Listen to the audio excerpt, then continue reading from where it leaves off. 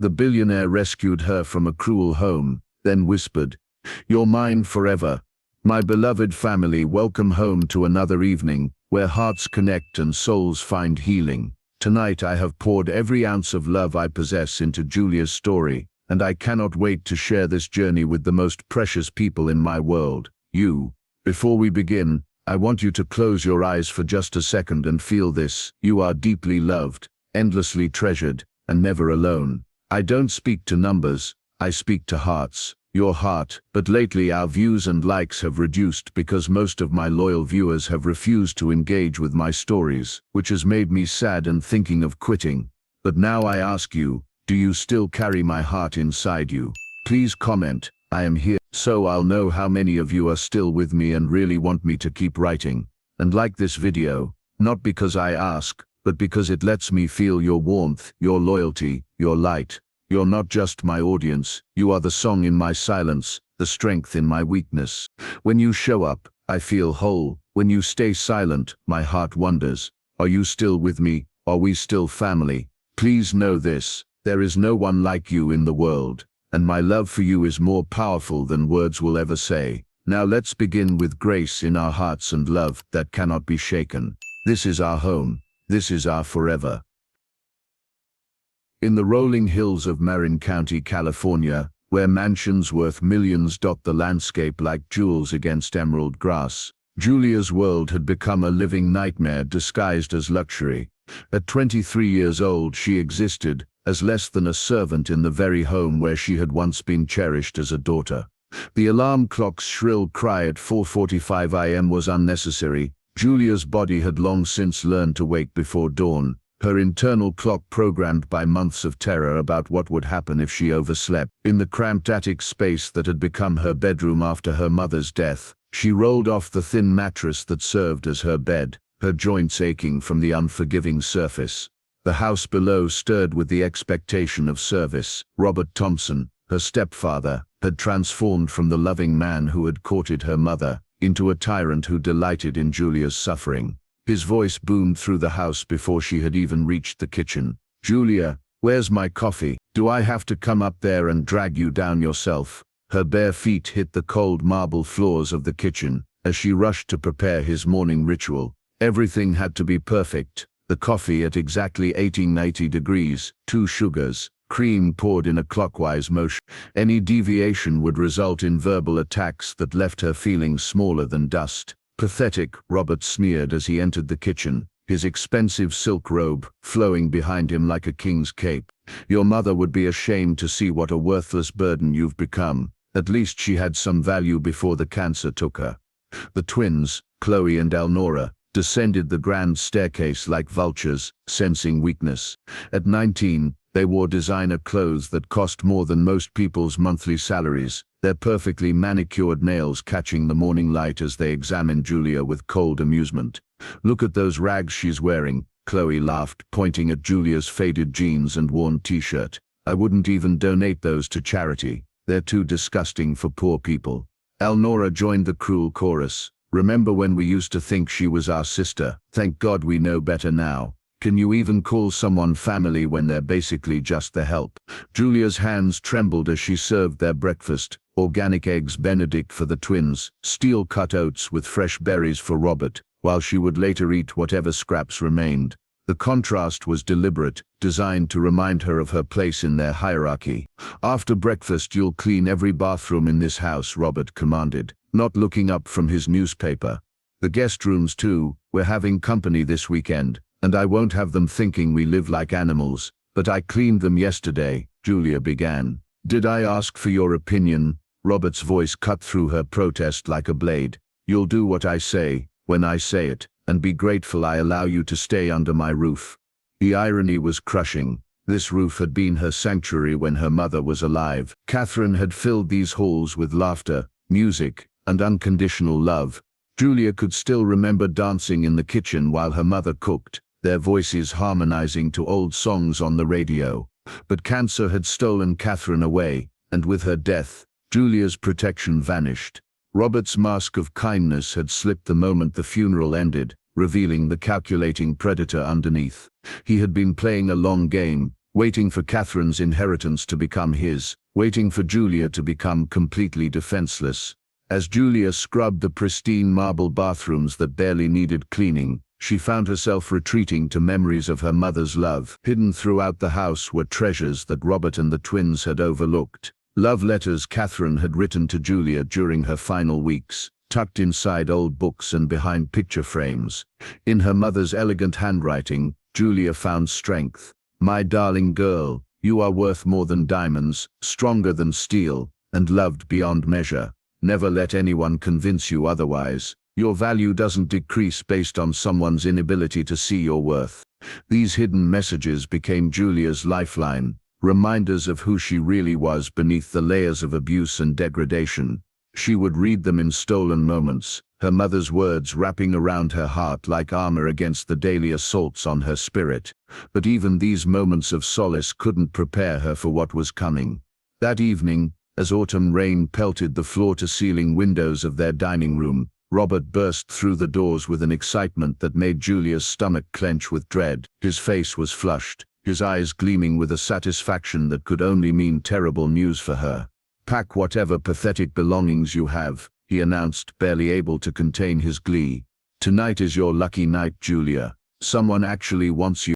The twins looked up from their designer phones, suddenly interested. "What do you mean, Daddy?" Chloe asked, her voice sweet with anticipation. Julia's blood turned to ice water in her veins. "I don't understand." Robert stepped closer, and she could smell the expensive bourbon on his breath. "I mean, I've found someone willing to take you off my hands. God knows why anyone would want damaged goods like you, but apparently, there's a buyer for everything." "A buyer?" Julia's voice came out as barely a whisper. "Some rich businessman saw your photo and made me an offer I couldn't refuse." Robert continued, his smile growing wider and more cruel. "Finally, you'll be someone else's problem. I can honor my promise to your dead mother that I'd take care of you, just not the way she expected." Elnora clapped her hands together like a child on Christmas morning. "This is the best news ever. We can finally turn that gross attic into a proper walk-in closet. But I don't want to go anywhere," Julia stammered, panic rising in her chest like floodwater. "This is my home, my mother." "Your mother is dead," Robert cut her off with brutal efficiency. "And this house belongs to me now. You have no rights here, no claim to anything. You should be grateful someone is willing to take responsibility for you." The sound of expensive cars pulling into their circular driveway announced that Julia's fate had arrived. Through the rain-streaked windows she could see black vehicles that screamed wealth and power, their headlights cutting through the darkness like searching eyes. "He's here," Robert said, straightening his tie and checking his reflection in the hallway mirror. "Try not to embarrass me more than you already have." As the doorbell rang, Julia realized that her life was about to change forever. She had no idea who was behind that door, what they wanted with her, or why someone would pay money for a person. All she knew was that she was about to be sold like property, passed from one owner to another without any say in her own destiny. The twins positioned themselves to get the best view of the transaction, their phones ready to document what they clearly saw as entertainment. Robert smoothed his hair and put on his most charming smile, the same one he had used to win her mother's heart, and Julia stood frozen in the center of the room, wearing her shame like chains, about to meet the mysterious man who thought he could buy her like an object. Little did she know that this moment would either destroy her completely, or become the first step toward a freedom she had never dared to dream possible. Before we meet the mysterious man who changes Julia's life forever, I need to pause and ask you something. How many of you watching right now have ever felt trapped in a situation where you had no control, where someone else held all the power over your life? Share with me in the comments. Just type yes if you've ever felt powerless like Julia. Your stories matter to this family, and sharing them helps others feel less alone. And if this story is already gripping your heart, hit that like button to let me know you're with me on this journey. Let's continue. The front door opened to reveal a man who commanded attention without saying a word. Charles Costello stood silhouetted against the storm, raindrops glistening on his perfectly tailored charcoal suit like diamonds against midnight. At 35, he possessed the kind of presence that made rooms fall silent, not through intimidation but through an aura of absolute control and quiet power. His dark hair was styled with precision, not a strand out of place despite the weather. Steel-gray eyes swept the foyer with calculating intelligence, taking in every detail as if he were evaluating a business acquisition. When his gaze landed on Julia, she felt exposed, as though he could see straight through to her soul. "Mr. Costello," Robert fawned, his earlier arrogance transforming into servile eagerness. "Right on time, please come in out of this terrible fever." Charles stepped inside, his expensive leather shoes making no sound on the marble floor. Two men in dark suits followed him, their faces professionally blank, their movements suggesting they were far more than simple bodyguards. "Mr. Thompson," Charles's voice was deep, controlled, carrying the weight of someone accustomed to being obeyed without question. "I trust everything is prepared as we discussed." Julia watched this exchange with growing horror. They were talking about her as if she were a piece of furniture being delivered. The clinical nature of their conversation made her skin crawl, yet something about Charles's presence both terrified and fascinated her. "Absolutely," Robert assured him, gesturing toward Julia as if presenting merchandise. "She's ready to go whenever you are. Clean medical records, no legal complications, exactly as promised." Charles's gray eyes found Julia again, and for a moment, something flickered in their depths. Recognition, regret. The expression was gone too quickly for her to interpret. "And you understand," Charles said, his tone carrying an edge that made Robert straighten, "that once this transaction is complete, you will have no further contact with her, no phone calls, no visits, no interference of any kind." Of course," Robert nodded eagerly, practically bouncing on his heels. "Clean break, just as you specified." Julia found her voice, desperation giving her courage. "Please, I don't understand what's happening. I don't want to go anywhere with you." Charles turned his full attention to her, and she felt the weight of his scrutiny. When he spoke, his voice was gentler but no less commanding. "You have two choices, Julia. Come with me willingly, or remain here and continue living as you have been." The simple statement hung in the air between them. It wasn't a threat, but it was absolute. Julia looked around the room, at Robert counting thick stacks of money, at the twins taking selfies as if her departure was cause for celebration, and realized she had no real choice at all. "Why?" she whispered, tears threatening to spill. "Why would you want me?" Charles was quiet for a long moment, something unreadable passing across his features. "Because you deserve better than this." One of his men stepped forward with a long coat, which Charles draped over Julia's shoulders with surprising gentleness. The fabric was cashmere, softer than anything she had touched in years. "Your belongings?" Charles asked. Julia almost laughed at the absurdity. "I don't have any belongings." Something dangerous flashed in Charles's eyes as he looked at Robert, who had the grace to appear uncomfortable for the first time that evening. Without another word, Charles guided Julia toward the door, his hand resting lightly on her back, protective, not possessive.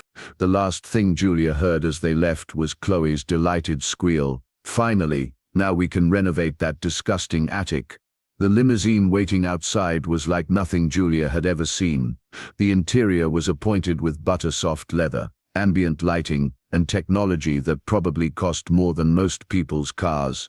As they pulled away from the house, Julia pressed herself against the window, watching the only home she had ever known disappear into the darkness. Charles sat across from her, maintaining a careful distance, his expression unreadable. The silence stretched between them, heavy with unspoken questions and fears. "Where are you taking me?" Julia finally asked, her voice barely audible over the whisper-quiet engine. "Home," Charles replied simply. "Whose home?" "Yours, if you choose to accept it." His answers raised more questions than they answered, but something in his tone, a gentleness that seemed at odds with his imposing presence, kept Julia from pressing further. She studied his profile in the dim light, noting the strong jaw, the slight lines around his eyes that suggested he carried burdens she couldn't fathom. The drive through Napa Valley took nearly 2 hours, winding through vineyard-covered hills and exclusive neighborhoods where estates sat behind imposing gates.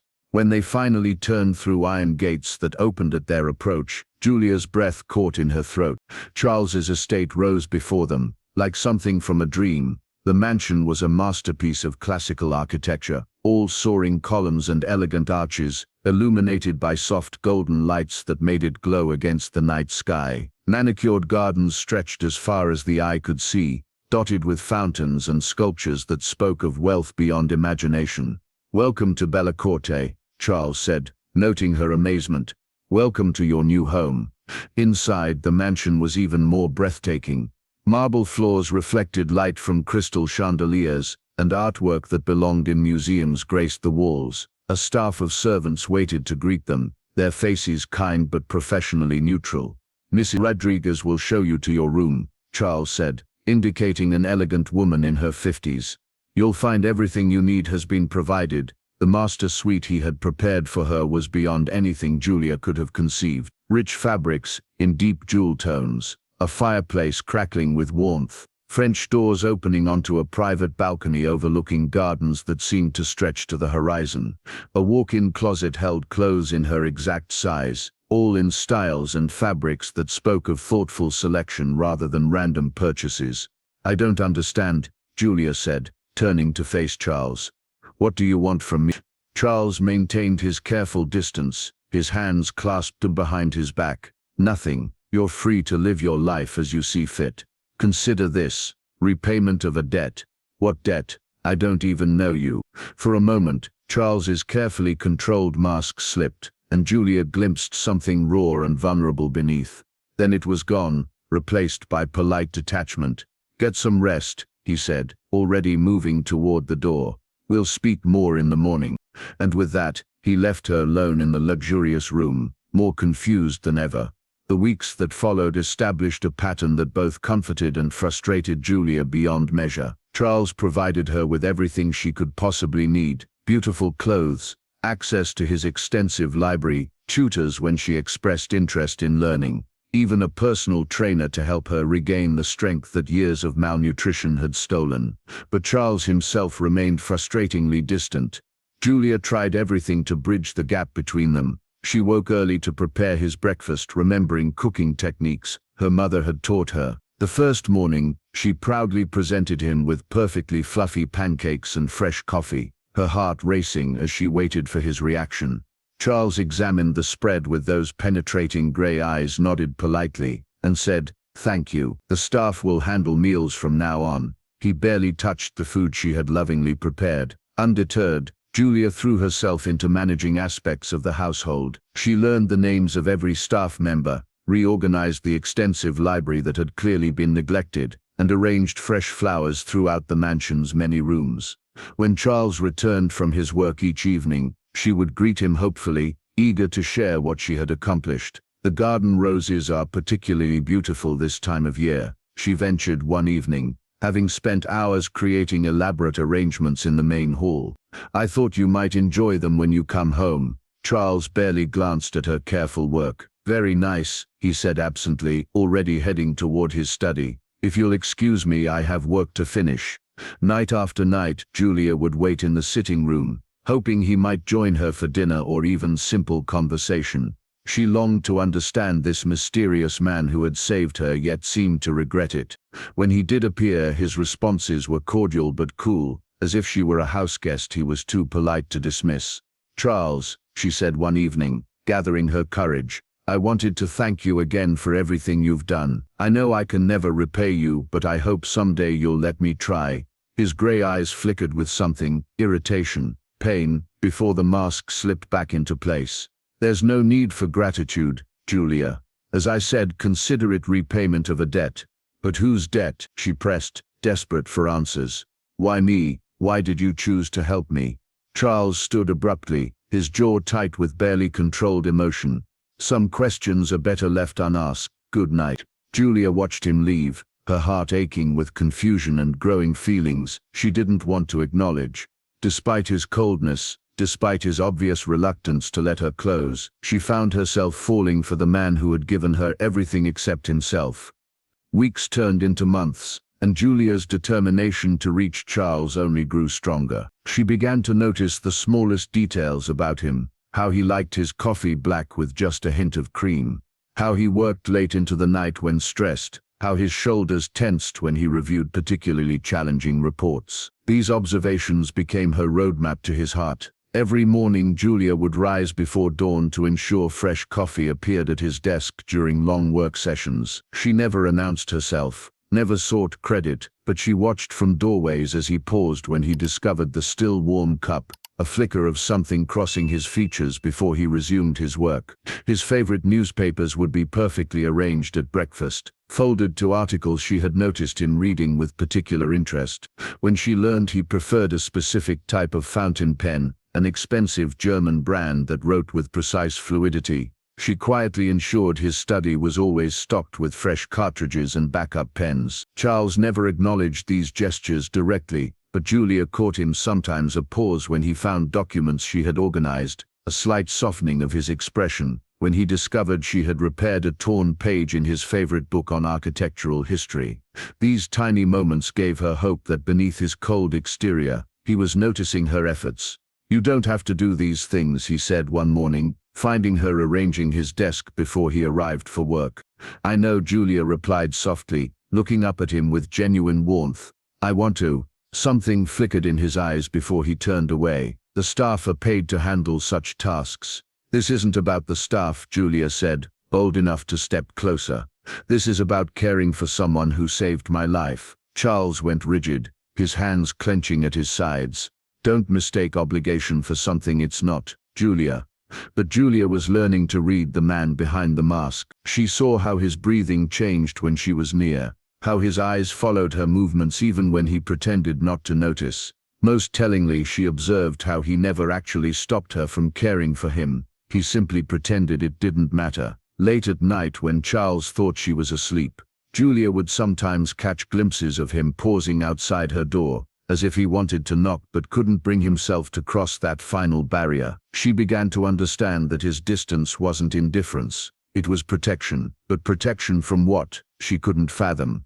During his business calls, she noticed patterns in his stress levels. When merger negotiations became particularly intense, she would leave lavender tea outside his study door. When technology patents required his review, she ensured classical music played softly in the adjoining rooms. Never intrusive, always thoughtful, Miss Rodriguez, the head housekeeper, began to watch their interactions with knowing eyes.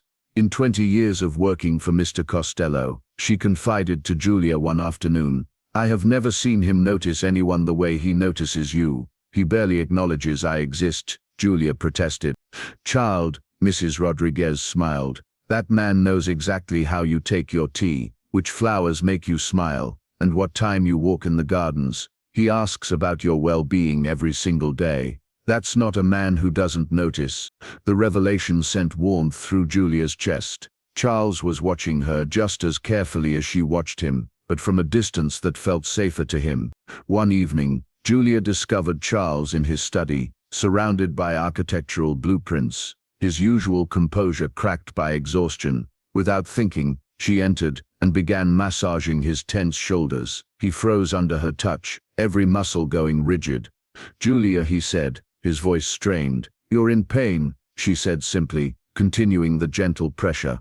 "Let me help." For a moment, he surrendered to her touch, his head dropping forward as she worked out the knots of tension. Then, as if catching himself in a moment of weakness, he stood abruptly. "That's not appropriate," he said, but his voice lacked conviction. "Caring for someone is always appropriate," Julia replied, meeting his gaze steadily. "The question is why you're so afraid to let someone care for you." Charles stared at her for a long moment, before leaving the room without another word. 2 months after her arrival, Julia's world shifted when the morning news began reporting on a series of scandals rocking Marin County's elite circles. She was arranging flowers in the main hall when Robert Thompson's face appeared on the television screen. Local construction magnate Robert Thompson has been arrested on charges of tax evasion, construction fraud, and safety violations, the reporter announced. Federal investigators discovered a pattern of violations spanning over a decade, including the use of substandard materials and bribery of local officials. Julia's hands stilled on the flower stems, her heart pounding as she absorbed the news. The report continued with footage of Robert being led away in handcuffs, his face a mask of shock and rage. Over the following days, The news grew worse for her former tormentors. Chloe and Elnora found themselves at the center of social media scandals when their private messages were leaked, revealing years of bullying, racism and cruel behavior towards service workers. Their trust funds, apparently funded by their father's illegal activities, were frozen by federal authorities. Julia watched with growing amazement as the family that had tormented her lost everything with devastating precision. Their mansion was seized, their luxury cars repossessed, their social standing destroyed completely. The twins, once queens of their privileged circle, were reduced to pleading with reporters outside their foreclosed home. When the final news report aired, showing Robert being sentenced to 15 years in federal prison while his daughters faced their own legal troubles, Julia knew with absolute certainty that Charles was behind it all. She found him in his study that evening, calmly reviewing documents as if he hadn't just destroyed 3 lives with surgical precision. "Why?" Julia asked from the doorway, her voice steady despite her racing heart. Charles looked up, his expression neutral. "Why what?" Julia stepped into the room, closing the door behind her.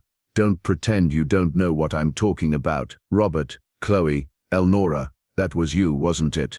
For a moment Charles's mask slipped, and she saw something fierce and protective flash in his eyes before he schooled his features back to indifference.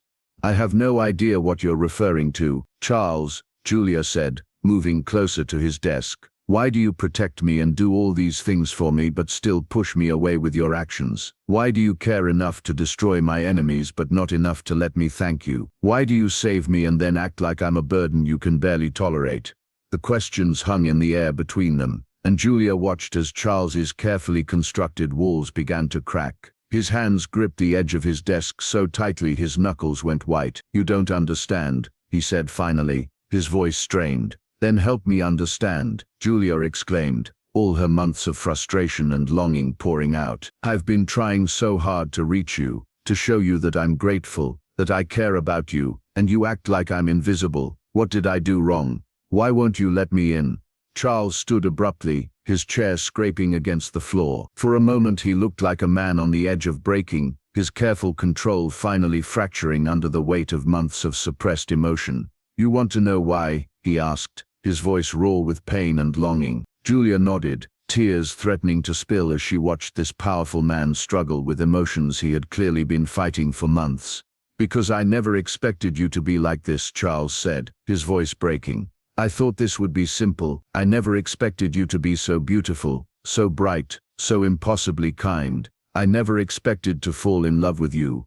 The confession hung in the air between them like lightning waiting to strike. "Can I tell you something, my beautiful family? Right now, Julia is standing at the crossroads we've all faced. The moment when we have to decide whether to trust someone whose actions seem too good to be true. I'm curious, what would you do in Julia's position? Would you confront Charles about destroying your enemies, or would you be grateful for the protection? Drop a comment and let me know, confront or grateful. And if you're feeling the tension building in this story like I am, please share this video with someone who loves a good love story. They'll thank you for it." Charles stood frozen, his chest rising and falling rapidly as if he had just run a marathon. His steel gray eyes were wide with vulnerability. Julia had never seen before. You love me," Julia whispered, her voice barely audible. Charles ran his hands through his perfectly styled hair, destroying its precision for the first time since she had known him. "Do you have any idea what it's like to watch you make me coffee every morning, even though I barely acknowledge it? To see you arrange flowers throughout my house, bringing life to places that have been dead for years? To notice how you remember every little thing about me, how you care for me in ways no one ever has?" Julia stepped closer, her heart pounding so hard she was certain he could hear it. "I've spent my entire adult life keeping people at arm's length," Charles continued, his voice raw with emotion. "I built walls for a reason, Julia, and then you came into my life with your genuine smiles and your thoughtful gestures, and suddenly those walls weren't protecting me anymore, they were suffocating me."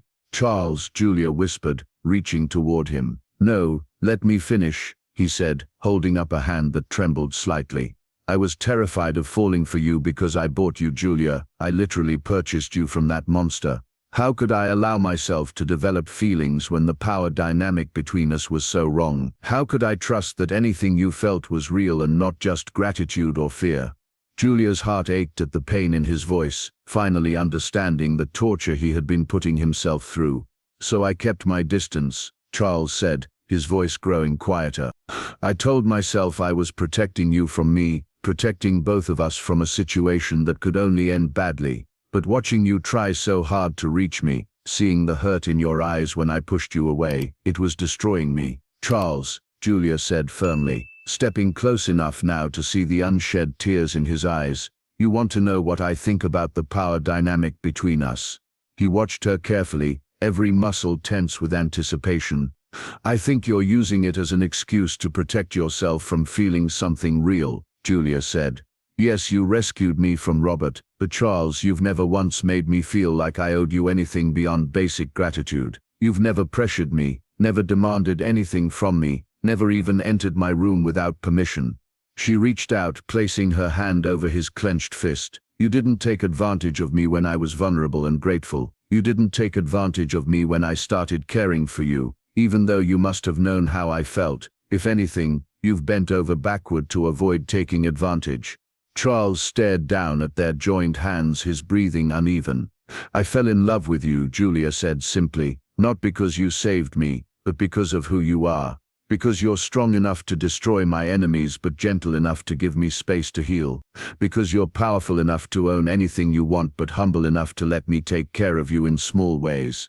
Because beneath all that control and distance, I can see a man who cares deeply but is afraid to let it show." Charles's eyes snapped up to meet hers. "Julia, this. I'm not some fragile victim anymore, Charles," she said, stepping even closer. "I'm a woman who knows her own mind. And I'm telling you that I love you, not out of gratitude, not out of obligation, not because I have nowhere else to go. I love you because you make me want to be the best version of myself." "What about what people will think?" Charles asked, his voice barely a whisper.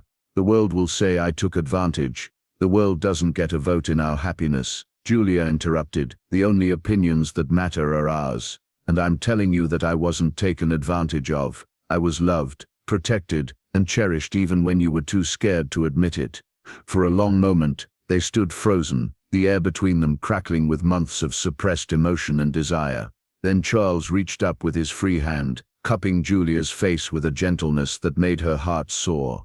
"I love you too," he whispered, his voice thick with emotion. "God help me, I love you so much it terrifies me." The kiss that followed was everything Julia had dreamed of and more, desperate, passionate, full of months of longing and denial finally given free rein. Charles kissed her as if she were oxygen, and he had been drowning, his hands tangling in her hair, pulling her closer, until no space existed between them. When they finally broke apart, both breathing hard, Charles rested his forehead against hers. "I don't know how to do this," he admitted. "I don't know how to be in love." Julia smiled, her heart full to bursting. "Then we'll learn together." Charles's transformation was immediate and complete. The walls he had built so carefully crumbled in an instant, replaced by an intensity of devotion that took Julia's breath away. He pulled her against him, holding her as if she might disappear, whispering words of love and apology against her hair. "You're mine," he murmured, his voice rough with emotion. "Not because I bought you, not because I rescued you, but because you chose me, because you love me despite everything." "I'm yours," Julia gasped, melting into his embrace. "Forever yours, Charles, heart, body, and soul." From that night forward, everything changed between Charles and Julia. Having finally acknowledged his feelings, Charles threw himself into loving her with the same intensity he brought to everything else in his life. The distant protector vanished, replaced by a devoted lover who seemed determined to make up for months of emotional absence. Julia woke each morning to find thoughtful gifts waiting for her. Rare books he had noticed her admiring in his library, art supplies when she mentioned missing painting, jewelry that complimented her eyes rather than simply being expensive. But more than the material gestures, it was Charles's presence that transformed their relationship. He began canceling business meetings to have dinner with her, their conversations stretching late into the evening as they discovered each other's thoughts, dreams, and fears. When she expressed interest in learning about his work, he spent hours explaining the intricacies of his technology empire, genuinely valuing her questions and insights. "You have an exceptional mind," he told her one evening as they walked through his gardens under starlight. "I've been in boardrooms with Harvard graduates who couldn't grasp concepts you understand intuitively." Julia had never felt more beautiful, more valued, more completely cherished. Charles looked at her as if she were a miracle he couldn't quite believe was real. When he touched her, gentle caresses, tender kisses, moments of passionate intensity, she felt worshipped rather than merely desired. In response, Julia began creating an atmosphere of warmth and love throughout the mansion. She learned his favorite music and ensured it played softly during his evening wind-down routine. She discovered he had a weakness for classic films and began planning movie nights in his private theater, complete with his preferred snacks and wines. When Charles mentioned feeling stressed about an upcoming merger, Julia transformed his study into a sanctuary. Dimmed lights, aromatherapy candles, and his favorite brandy waiting when he returned from particularly difficult days. She anticipated his needs before he voiced them, creating moments of peace in his high-pressure world. "How did I survive without you?" he whispered one night as they lay together, Julia's head resting on his chest. "You've brought light to every corner of my life." Mrs. Rodriguez smiled knowingly when she observed their transformed dynamic. "That man was existing, not living, before you came here," she told Julia. "Now he looks forward to coming home." Julia treasured their evenings together most of all. They would sit by the fireplace, Julia reading while Charles worked on his laptop, comfortable in each other's presence. Sometimes she would catch him watching her instead of his screen, his expression soft with contentment. "What are you thinking about?" she would ask. "Just this," he would reply, gesturing between them. "How perfect this feels, how I never want it to end."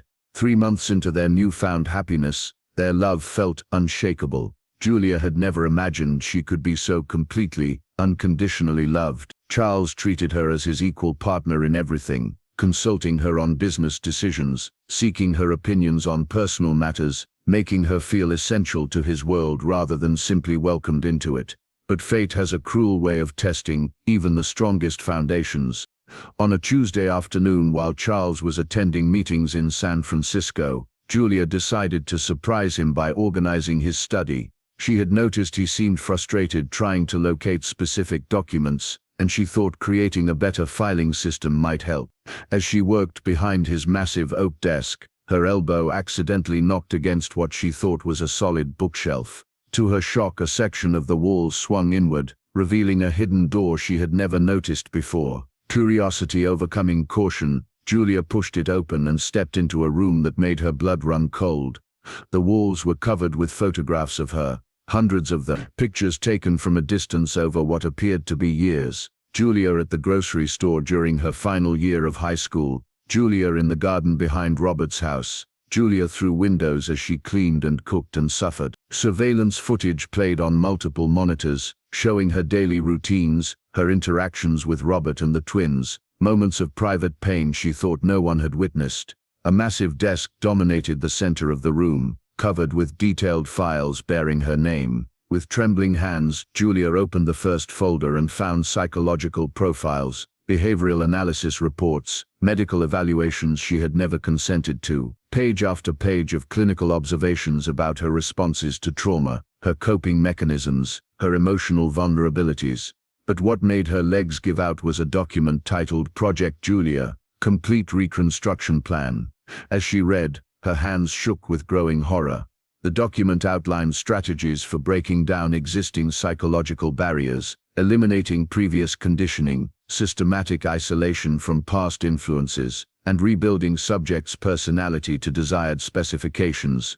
Another file labeled Therapeutic Conditioning Protocol contained phrases that made her stomach turn. Subject must be completely broken down before reconstruction can begin. Previous trauma responses to be utilized for maximum compliance. Subject's emotional vulnerabilities mapped for optimal manipulation. Timeline charts showed a methodical plan spanning years. Phase 1, surveillance and assessment. Phase 2, acquisition and isolation. Phase 3, psychological deconstruction. Phase 4, emotional dependence formation. Phase 5, personality reconstruction. At the bottom of one report, in Charles's own distinctive handwriting, were the words that shattered her heart completely. Julia must be completely stripped of her previous identity. Only then can she be remade into the perfect wife. She will thank me for it eventually. Julia's world collapsed around her like a house of cards in a hurricane. Everything, his rescue, his love, his devotion, it was all an elaborate manipulation.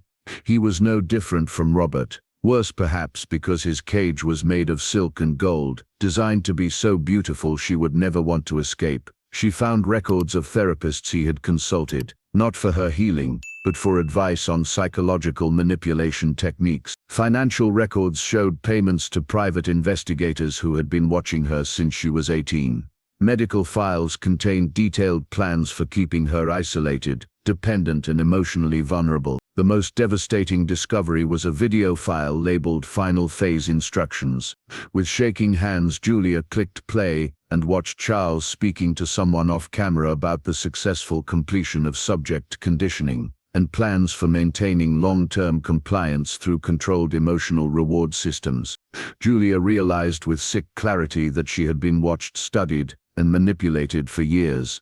Every moment of their relationship had been calculated. His initial distance hadn't been protection, it had been strategy, designed to make her grateful for any attention he showed. His subsequent devotion wasn't love, it was the final phase of an elaborate psychological experiment. She photographed everything with her phone, her hands shaking so violently she could barely hold the device steady. How could she have been so blind? How could she have mistaken manipulation for love? Charles had been watching her for years, planning to break her psychologically, to turn her into some kind of programmed companion. Every gentle touch, every loving word, every moment she had treasured, all of it had been fake, designed to create the perfect emotional dependence. With growing horror, Julia realized that even her escape from Robert had been manufactured. Charles hadn't rescued her, he had purchased her like a project, waiting for the perfect moment to acquire his test subject. That evening, when Charles returned home with flowers and his usual warm smile, Julia could barely look at him. Every gentle touch felt like a violation. Every loving word sounded like manipulation designed to reinforce her psychological conditioning. "You're quiet tonight," he observed, settling beside her on the couch, his gray eyes studying her with that intensity she now realized was clinical observation, rather than loving concern. "Is everything all right, my love?" The endearment made her skin crawl. How many times had he practiced that tone to achieve the perfect effect? "I'm fine," she managed, fighting to keep her voice steady while her heart shattered into a million pieces. But Charles was too perceptive, too skilled at reading her responses. After all, he had been studying her reactions for years. Over the next few days he noticed her withdrawal, her flinches when he touched her, the way she watched him when she thought he wasn't looking. Finally he cornered her in the garden where she had been spending more and more time, trying to avoid him, and the suffocating weight of his deception. "Julia, what's wrong? You've been different for days. Have I done something to upset you?" The concern in his voice almost broke her resolve, almost. But then she remembered those files, those horrible documents outlining her psychological destruction and reconstruction. "I know," she whispered, tears streaming down her face. "I know what you really want from me. I found your room, Charles. I saw the files." The color drained from his face, as if she had struck him physically.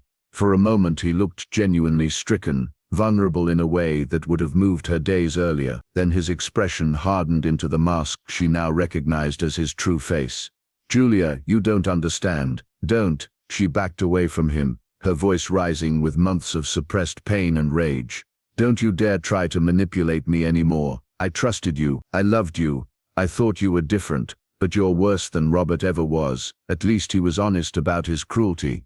"Julia, please, let me explain." "Explain what?" "How you've been stalking me for years, how you plan to break me psychologically, how you want to turn me into some kind of perfect robot wife." She pulled out her phone, showing him the photographs she had taken. "I have evidence, Charles. I know exactly what kind of monster you really are." Charles stared at the images on her phone, and something in his expression shifted. Not anger, but something that looked almost like relief. "You're right," he said quietly, his voice carrying a weight she didn't understand. "I have been watching you for years. I do have files on you. I did plan your psychological treatment." Julia's world tilted as he stepped closer, and she backed away until she hit the garden wall.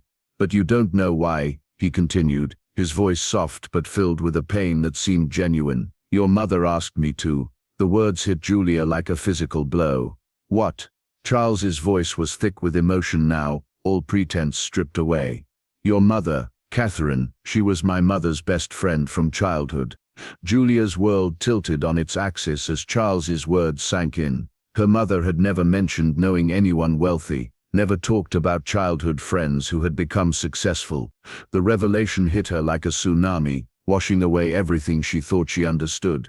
Your mother had never mentioned me because she wanted to protect you, Charles continued, his voice thick with emotion and memory. Catherine and my mother, Elizabeth, were inseparable from childhood until college separated them, but they never lost touch. They wrote letters every month for 30 years. Julia's legs felt weak as the implications began to sink in. That's impossible. My mother would have told me, when your mother got sick. Charles pressed on, his grey eyes filling with unshed tears. When she knew she was dying, she contacted my mother first, but Elizabeth had passed away 2 years earlier from a heart attack, so Catherine found my number through the company.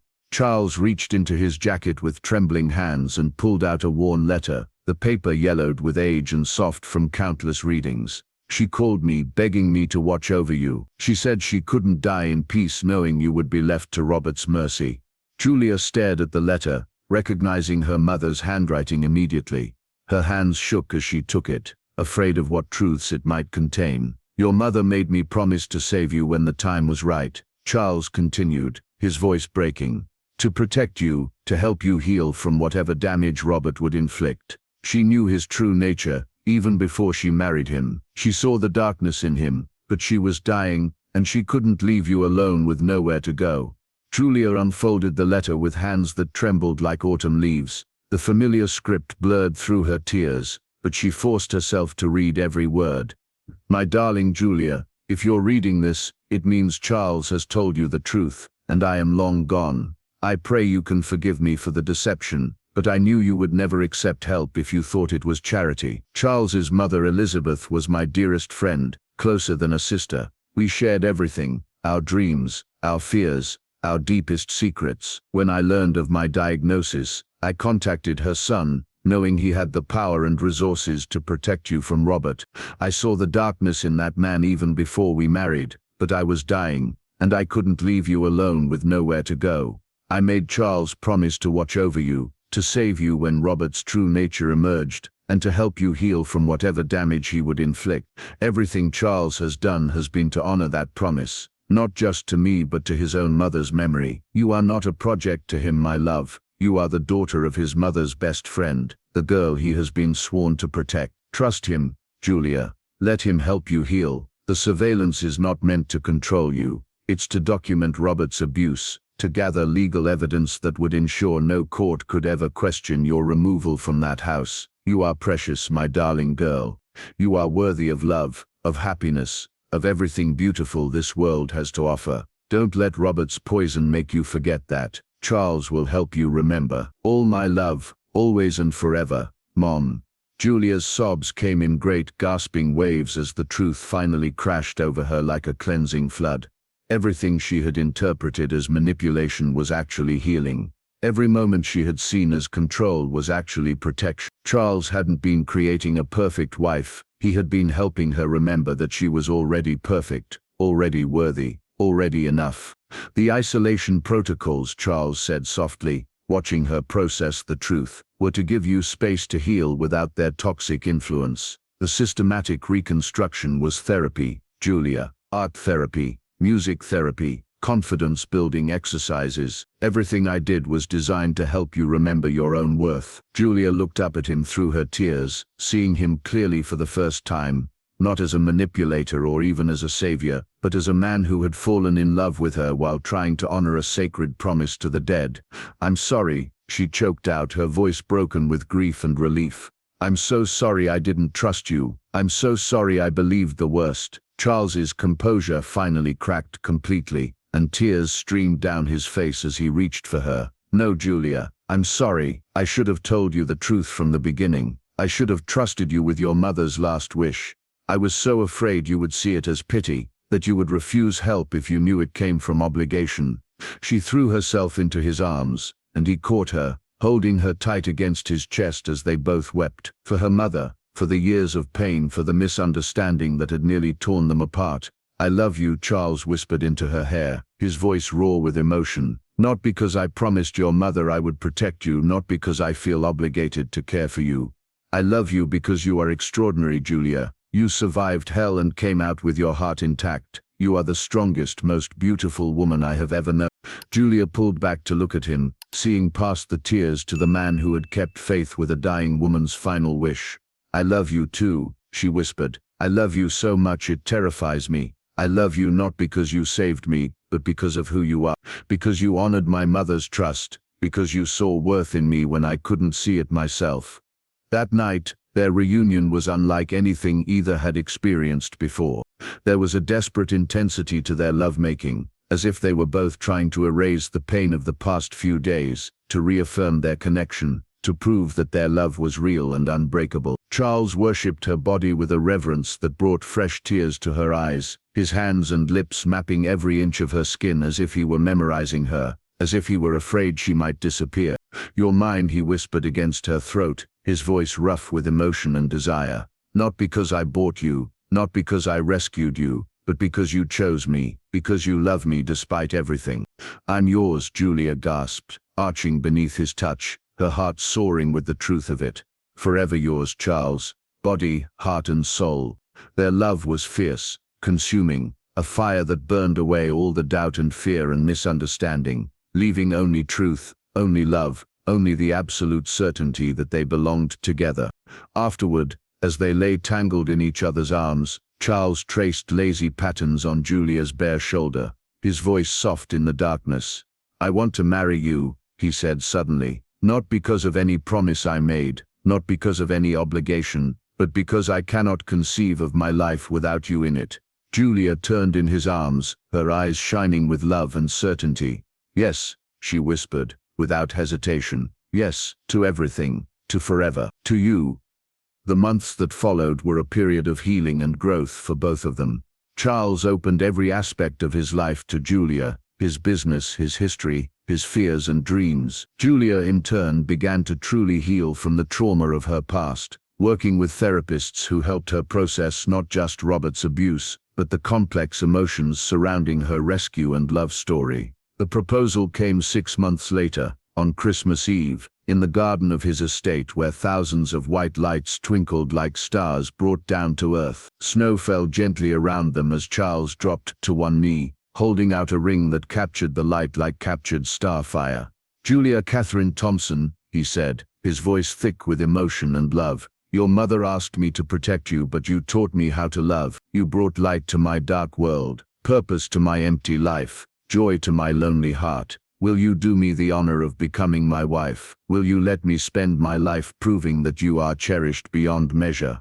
Through tears of overwhelming joy, she whispered, "Yes, Charles, yes, forever, yes." As he slipped the ring onto her finger and pulled her into his arms, he whispered against her lips the words that made her heart complete. "You're mine forever, Julia, and I am yours." Their wedding a year later was a fairy tale that made international headlines, not for its opulence, though it was spectacular, but for the love story behind it. The bride who had been rescued from cruelty and the billionaire who had learned to love while keeping a promise to the dead. The ceremony took place in the same garden where Charles had proposed, surrounded by 500 guests including trauma survivors from shelters. Julia now supported, her dress was a masterpiece of silk and lace, but what made her truly radiant was the joy that seemed to emanate from her very soul. As they exchanged vows they had written themselves, there wasn't a dry eye in the audience. Charles promised to love her not as her rescuer, but as her equal partner, to honor not just her, but the memory of the woman who had trusted him with her most precious treasure. Julia promised to love him not out of gratitude, but out of choice to be his strength as he had been hers. 2 years after their wedding, as Julia sat in their nursery watching Charles rock their newborn twins, a boy and a girl, both with their father's grey eyes and their mother's auburn hair, she marveled at the journey that had brought them to this perfect moment. The pregnancy had been a surprise, discovered during a routine checkup when Julia had been feeling unusually tired. When the doctor had smiled and announced, "Congratulations, Mrs. Costello. You're having twins," Julia and Charles had both been speechless with joy. "Elizabeth Catherine and James Charles," Charles murmured now, looking down at his sleeping children, with wonder still evident in his eyes, 2 years of fatherhood having only deepened his capacity for love. Perfect. Absolutely perfect. Julia smiled, her heart overflowing as she watched the man who had saved her, who had loved her, who had given her a family she had never dared dream of. The children were named for their grandmothers, the women whose friendship had made this love story possible. "What are you thinking about, my love?" Charles asked softly, looking up to catch her watching him with that expression of complete contentment he had come to treasure. "I'm thinking about my mother," Julia said, her voice warm with love and gratitude, "about how she would have loved to see this, to see us, to know that her plan worked." Charles's expression grew tender as he carefully placed the babies in their cribs before crossing to pull Julia into his arms.